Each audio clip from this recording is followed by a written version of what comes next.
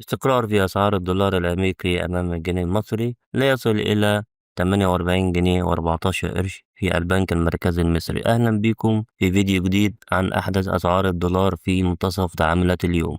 عشان تكونوا عارفين آخر تحديث قبل أي تحويل أو تعامل، يلا نشوف الأسعار كالآتي. البنك المركزي المصري سجل الدولار 48 جنيه و14 قرش للشراء، 48 جنيه و28 قرش للبيع. في البنك الأهلي المصري سجل الدولار 48 جنيه و14 قرش للشراء، 48 جنيه و24 قرش للبيع. أما في بنك مصر سجل الدولار 48 جنيه و14 قرش للشراء، 48 جنيه و24 قرش للبيع. أما في بنك القاهرة سجل الدولار 48 جنيه و14 قرش للشراء، 48 جنيه و24 قرش للبيع. أما في بنك التجاري الدولي CIB فسجل الدولار 48 جنيه و26 قرش للشراء، 48 جنيه و18 قرش للبيع.